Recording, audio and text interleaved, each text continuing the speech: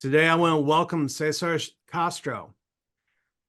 I asked Cesar what he does, and he says, I help business leaders and entrepreneurs become great storytellers. And it's not just for the sake of telling stories, but it's for the sake of leading people. So it's much more than just a story. Cesar is a psychologist with dual master's degrees, one in organizational psychology and the other in professional communications. He's an adjunct professor of public speaking and strategic storytelling. He's founded 3 companies. Cesar obviously has been very busy. Founded 3 companies, 2 in Latin America and now 1 in the United States, that focus on helping business leaders and entrepreneurs develop their influence and communication skills. He's worked with some of the leaders of some of the top companies in the world. And he lives with a conviction. He's convinced that we can all become better leaders and better communicators if we do one thing. And that one thing is if we become better storytellers. Cesar, welcome. Thank you, Greg. Thank you for that wonderful introduction. I think I couldn't have said it better myself. So you did a great job. So, a little context, when we first met, you say, I'd love to be on your podcast. And I went to your website and I looked at it and I didn't understand a word of what you had there. It was all in Spanish. And so you've been busy doing something. One, where were you working and why was it in Spanish? Well, the last almost 20 years of my life, I've been living in Latin America, in Chile, actually, beautiful, long country. And I've been living there because I was actually born in Chile. And then my family moved to the United States when I was about 6 or 7 and lived here until I was about 19 and went back on a trip, met a lovely Chilean woman, got married and decided to stay a little bit longer than what I had initially expected. And while in Chile, obviously I studied, I studied psychology, did my master's, and then started my own business companies. Initially in leadership development, I was always very attracted to leadership development. And as I started working with big companies and leadership development, I kept running into just one rock, I'll say, just one problem, one constant issue when I was working with leaders. And that is that most leaders, at least the ones I was working with in the corporate world, are not real good communicators. Smart people, brilliant people, no numbers, no facts. But when it comes to communicating it in a way that makes others connect and engage and just feel emotion, because we as human beings make decisions based on our emotions, a lot of them don't get training on that. So in their job description, it says you have to be a good communicator and you have to be able to motivate, inspire teams. And it makes sense. But when it comes to motivating and inspiring teams, they really have no idea how to do it. And that's where storytelling comes in, because storytelling is the best skill, communication skill that we have as human beings when we want to connect, when we want to motivate, and when we want to inspire others. Yeah. Well, and Steve Jobs famously said the most powerful person in the world is the storyteller. Yeah. Yeah. And he was saying that because at that time he was chasing Walt Disney. He was seeing their brand and seeing how iconic they were. And one thing that he learned from them is they were great storytellers. So he wanted to follow that example. Well, and you unearthed something really neat there, maybe unintentionally, maybe intentionally.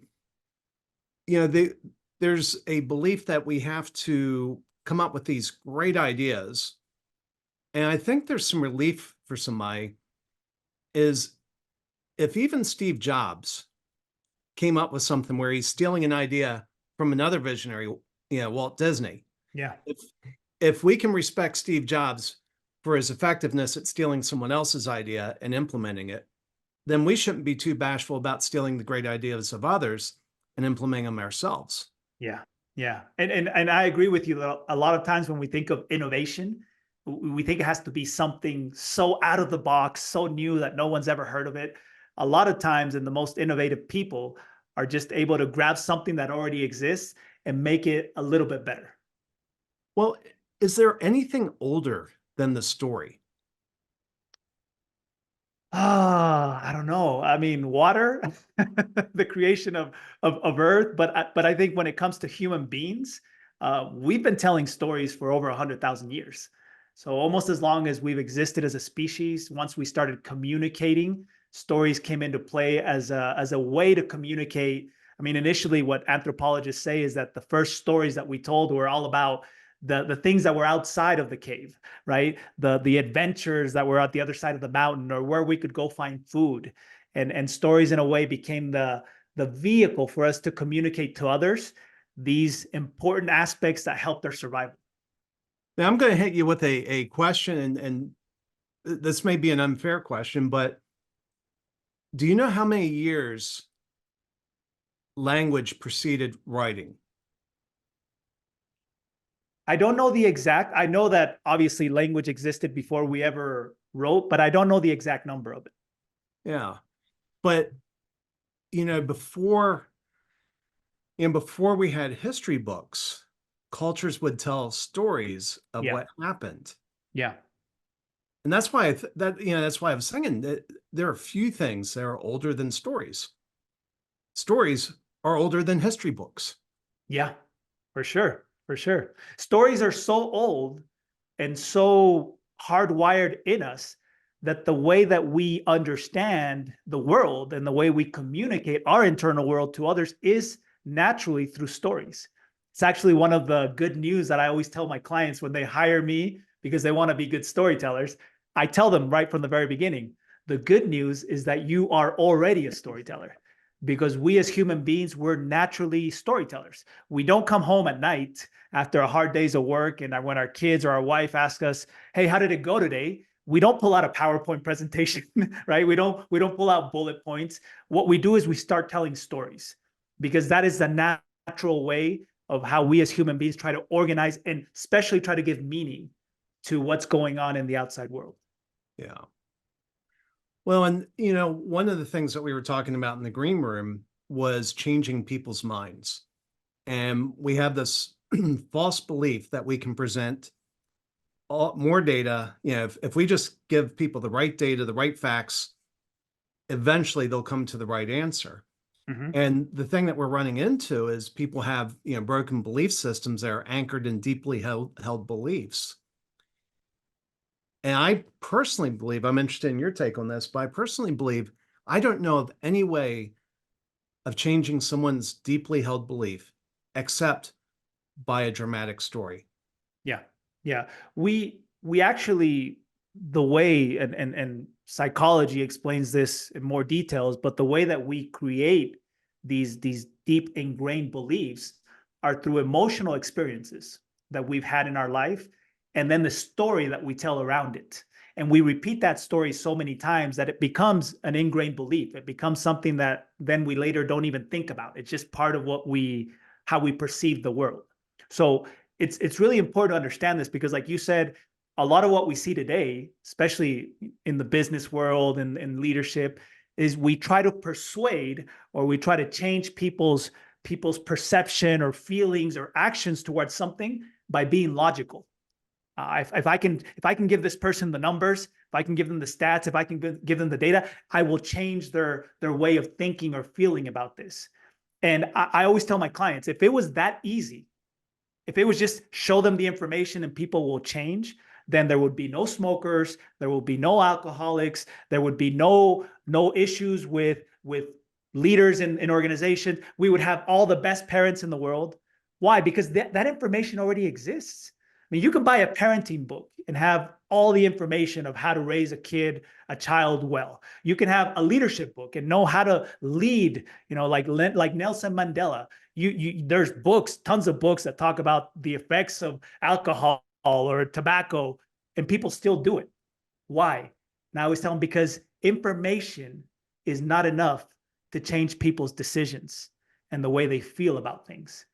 We as leaders, as entrepreneurs, as people who want to change the world wherever we may be, we have to learn how to communicate information with emotion, because it's when information and emotion get together, that's when we have something much more powerful that hits the inner brain, right? The more the brain that's older, and that really where people make decisions, where people at some point made a decision. So when you want to be persuasive, when you want to get people to change, you can't do it logically. And that's where I think a lot of arguments occur, is because people just try to change people's perception through arguments, logical arguments, when that person believes what they believe, not through a logical process, but through an emotional process. You know, there's probably some German listening to this podcast, and he's saying, "Oh, there's Cesar, another Latin American talking about emotions. Yeah. They don't understand the supremacy of logic." What would you say to that German? I would say to that German, first, awesome that you're listening to the podcast. I'm happy that you're listening to it from Germany. And second, you are a human being just like I am. And that means one thing. Our brains are not very different. The fact that you grew up in Germany, the fact that I was born in Chile, but grew up in the States, our brains have not evolved differently. And what does that mean? If we really understand neurology, if we're going into more of a logical, scientific perception, right, or point of view, what we know is that our brain, the part of our brain that's really, really developed, the part of the brain that's had, hundreds, thousands, even millions of years to develop, is our emotional brain. So a lot of times we like to think that we are logical beings because it makes us feel better, right? We're logical. We make decisions out of rationality. But the truth is, as you talk to people who study the brain, they'll all tell you we're emotional beings trying to learn how to be logical. We're not logical beings learning how to be emotional, because the way that we make decisions, how our brain works, whenever any input comes in through any of our senses, sight, hearing, feeling, it goes through an emotional part of our brain first. It's called the amygdala. And it makes a decision, split-second decision. And once it makes that decision, now we use our logical brain to try to rationalize the decision that our brain has already made. So I've met people from all cultures. I've had the chance to obviously train people from Europe, where they even told me at one time that smiling was not something that was well seen. Right? Smiling was, if you smile too much, you look like a stupid person, they told me once. And if you could see the video, right, I'm always smiling because I'm just a happy guy. And that's a cultural difference. Smiling might be something that's a little bit culturally different. But what's really at the core of what they're saying is they want to be accepted and they want to be liked by others. Yeah. Right? So I'm not going to smile because I don't want to look stupid in front of other people. If I knew that if I went to a room, and in Latin America, if you don't smile, if you go into a room and you act all serious, people probably will see you as someone that's not friendly and they won't want to do business with you. In another part of the world, if you smile, they'll think you're someone that they should do business with. But at the end, if you think about it, if we read between the lines, what's really at the core belief of both of us is we want to be accepted and we want to have success in whatever we're there to sell or offer. So we just act a little bit different, but we're really doing the same thing. And I think one of the tragedies of the pandemic was the masking policy. And I think it was tragic for a variety of reasons, but let me focus just on one. When you smile at someone, it causes the uncontrolled release of dopamine in their system. Yeah. And we need that because dopamine makes us happy. It makes us feel good. Yeah. And think about this. We went through a couple years where we were being deprived and we were depriving one another of something that's very important for us to keep a positive view on the day. Yeah. Yeah. And that could be, I mean, obviously there are more factors, but that could be why during the pandemic, a lot of research was done on depression, anxiety, people feeling lonely, people feeling like they didn't belong. And that could be part of it. This aspect of us smiling, like you said, us feeling happy when someone smiles. If you're walking down the street, if you're in this side of the world and you're just walking down the street, most people don't even make eye contact. But when someone does make eye contact and they smile, you tend to smile back. You feel good. Yeah. And even if you don't know that person, you leave that little interaction, which could just be 1 second, thinking, oh, what a nice person. Now, that's not logical. We don't know if that's a nice person or not. That's all emotional because of how the person made me feel in that moment. Yeah.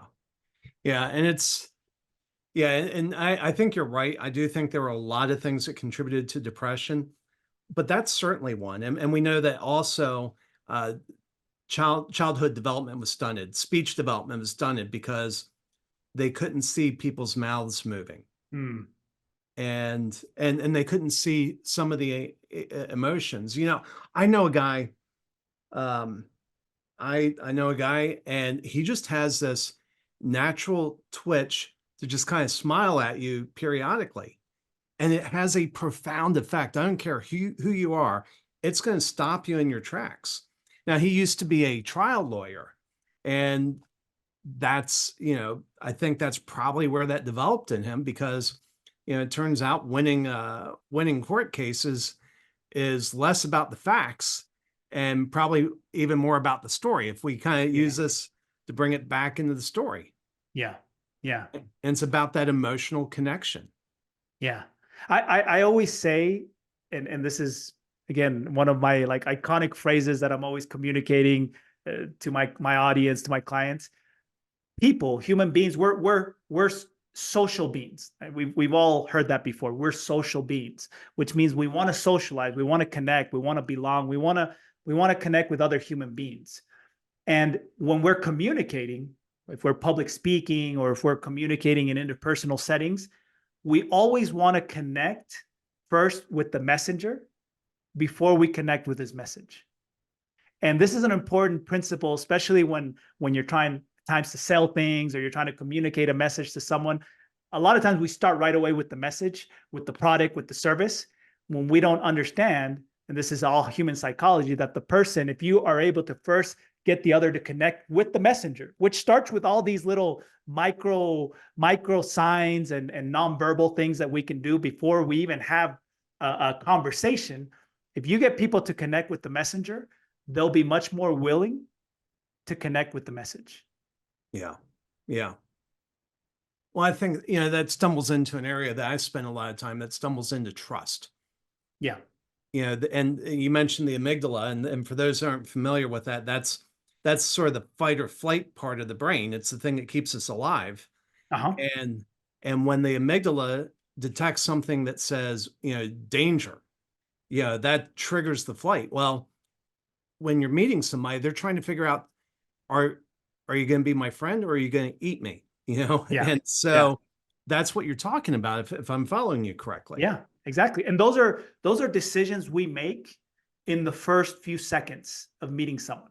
That's why I'm saying that that's not rational. Like if I come in contact with you and the first thing you do is you smile, then you shake my hand, then once you say hi to me, you have a friendly tone, I'm making a decision right away that, oh, this person is nice. This is a nice guy. I can trust this guy. Now, do I know all about you? Do I know about your past? No, but we make decisions in those split seconds, in those first few moments we meet somebody, that at the end will influence the rest of our relationship. Because you might be a nice guy, but if you come off in the first few seconds as someone who's not trustworthy or credible, or maybe you come off in a way that's not very friendly, doesn't matter if you're a great guy and you have awesome things to communicate. I'm already in my brain, since I've made a decision, an emotional decision, that I don't trust you, I don't like you. Now I'm going to try the whole time to just find things to justify that emotional decision that I made. Yeah. Well, and that's something that's really key. And you touched on this earlier. We even, the Germans especially, and I would say many people believe all their decisions are made through a crucible of rational thought and decision. Yeah. And unfortunately, that's just not scientifically true. Yeah. And the other thing that you mentioned was, we make the decision, in the back part of the brain, and then we try to justify it in the front part of the brain, which wasn't involved in the decision. And our brain does something fascinating, is when it's missing data, it synthesizes reasons on the fly. Yeah. Complete crap. But people would take the witness stand, put their hand on the Bible, and take an oath that they're telling the truth, that this is the reason why they made that decision. And it's Yeah. complete crap. Yeah. Yeah. That's human beings for you. Yeah. Now, I think this is a great conversation, because when you are communicating, when you're trying to influence or persuade others, you're influencing or persuading human beings. So you have to understand these things. Because if I think that all human beings are rational and they're very, tactical, now I will communicate in that way, which again goes against science. I've had many occasions. I work with big corporate brands and usually go through human resources. And whenever I'm going to work with the directors, human resource has a meeting with me first, and they'll say things like, Cesar, look, you're going to be working with this director. He's our CEO. He's an engineer, right? And he's very rational, very emotional. So, I don't know how he's going to take this thing with stories. And whenever they say that to me, I always have, a level of empathy, because I know that human resource, they obviously, if they're going to be, giving the director a coach, they want to make sure that it's a great experience, because if not, they're the ones that are going to get in trouble, right? If they give the CEO a bad coach. So they're trying to help and set up everything so they can have success. And I always tell them, let me ask you a question. Is your CEO a human or is another species? Yeah. And they're like, he's a human. And I'm like, then he's emotional. There's no human being, because we just haven't evolved that way. That is a robot that's just rational 100%. And everything is all about facts and numbers. Even what I've noticed is when people are very, very focused on facts and numbers, what's really behind that, because again, you have to be able to read between the lines, is fear of making a mistake. Yeah. Fear is emotion. So you're using the facts and the numbers as a way to predict success because you're scared of failure. So who are the people that are usually the most focused on numbers and data? They're usually the people that are most scared of failing and losing their power or authority. This is a conversation I've had with a few people recently, and they brought the context of engineers. And one fellow told me, he said, I don't work with engineers because they won't make decisions. I'm like, well, that's not true.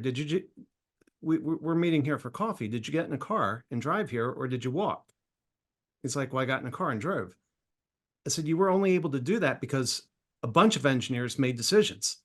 Yeah. And if you drove over a bridge on your way here, you did so because an engineer made a decision. The thing that you have to understand about engineers is when they make a wrong decision, it usually costs millions of dollars or results in people's death. Yeah. And that's that fear that you're talking about. Before they'll make a decision, they have to overcome their fears. They have to feel confident that the risk has been sufficiently managed. Exactly. So if you were talking, so let's pretend your audience is engineers and you're trying to persuade them, you're trying to lead them, and they're saying, just give me the data. Just, they're doing, what was that cop, Joe Friday, just the facts. Just the facts, man. What would you tell the engineers? Well, my advantage, okay, is when people hire me, they know they're bringing in the storytelling guy. So there's already a certain context that's developed and kind of created when I come in, where people know that when they're having conversations with me, it's because they're going to learn how to tell stories. And an engineer might look at stories as something that's more emotional, something that's more, that flaky stuff. But once they really understand that there's a method, and that method is anchored in psychology and neurology and all these principles and science and things that have been, studied and researched. Once they understand that, so I would, if I'm teaching storytelling to an engineer, I would use some of that research and maybe more neurological and psychological studies and things to give them that certainty that, oh, okay, it's okay. Okay, what he's teaching me is based on science. It's good. I'm not going to fail if I use it. Yeah. That is the main difference. I still, with engineers, I still share stories because I already know that we as human beings, we're hardwired to pay attention when someone starts telling a story. It doesn't mean doesn't matter if you're an engineer, if you're an artist, if you're a psychologist, if you're a lawyer. The moment we start perceiving that someone is telling a story, our brain gets active, because our brains are built to just want to listen to stories. Now, if the story is not good, we'll disconnect, obviously. But if the story is good, we'll usually stay connected and we'll be there listening. And then if at the end of that story, you're able to anchor a principle or an idea that adds value to them, now it becomes much more memorable as well. Well, one of the most successful news programs in history is the news show 60 Minutes. And it's lasted longer than most news shows out there, drawn more audience than most news shows out there. And the news is generally considered dry and boring, just the facts. Yeah. But the edict of the guy who created that show, when he was talking to the people presenting the, putting together the show, he said, I have one rule: tell me a story. Yeah. So, well, let me ask you this, Cesar, this is such a powerful conversation, fascinating. I know we've got limited time, but you mentioned something called the COSA method. Is there a quick way to do a flyover of what the COSA method is and why that matters? Yeah, so the COSA method is actually a 4-step structure to be able to craft a strategic story. Because, when people learn about these things, and we've been talking a lot about more the psychology and how people make decisions, and that's all important because that influences how we communicate, and it actually gives more power to stories, right? Because stories are the way that we connect and we touch those emotional fibers that people have. So when people ask me, okay, I believe you. I think stories are great. I think stories are powerful. Now, how do I do it? How do I tell good stories? In Spanish, since that's my origin, I usually tell them, okay, look, I'm going to teach you la cosa más importante, or I'm going to teach you the most important thing so you can craft a strategic story. Because the word cosa, and this is a Spanish lesson to you and the audience, the word cosa means thing in Spanish. Thing. So if you want to say, this is the most important thing, you say, esta es la cosa más importante. So I'm going to teach you in a very summarized, just very briefly, what those 4 steps are. And now if you want to then know more details, you can actually listen to the podcast. I have a strategic storytelling podcast where I talk about it in more details. But COSA is actually an acronym as well to help you remember the 4 steps. So the first step to crafting a strategic story is that every strategic story starts with a context, the C, the context. Yeah. And the context, really what you need to do in the context to simplify this even more is just answer 3 questions. When did it happen? Where did it happen? And who did it happen to? Time, referring to when, place, referring to where, and who refers to the characters. Because what you're trying to do in the context of the story, and this usually if you're telling a 2-minute story, just so you know, the context is 20 seconds. It's not that you have to create a huge context. What you're really trying to accomplish in the context of a story is create connection. You want the audience to, as they're listening to your story, hopefully start seeing themselves reflected in the story that you're telling. Because if you create connection, now you also are going to have their attention to want to listen to the rest of the story. So the second step, the O, all right, the word cosa, O, is obstacle. There always has to be an obstacle. There's got to be some kind of a conflict, some kind of a challenge, failure. Something has to happen that makes it hard for the character of the story to get to his ultimate goal, right? So the obstacle. Now, I always teach, and I could go into more details. If you listen to the episode of the podcast, you'll get more details. But the secret sauce in the obstacle is just showing vulnerability. You as the storyteller, you're telling a story about yourself or you're telling a story about someone else. How do you sprinkle in a little bit of vulnerability in this part of the story so people can connect emotionally and feel emotion? Because the goal here in the obstacle is just to get people to feel emotions. And there's no better moment to get people to feel things than in the obstacle of the story. Then after that, after you get people to feel emotions, you go to the third step, which is the solution, which is the typical happy ending of any good story. And in the solution, you try to answer one of 2 questions. Sometimes you can answer both, which is, how did the main character of the story solve the problem? How did they get through it? How did they overcome the obstacle? Or what did he or she learn for having gone through what they went through? Because there are stories that don't have the typical happy ending where you solve the problem and everything comes out on the other side okay and it's all marvelous. There are stories where you fail or where you lose, but you can still always learn something from those experiences. Now, the objective here in the solution is to show the change or the transformation that the main characters had. And that is the essence of any story. If you think about all the stories you've ever heard, you've ever watched, a series or a book or whatever, story that you consumed, the essence of every story, what they're really trying to show or communicate is the change or transformation of a character. Yeah.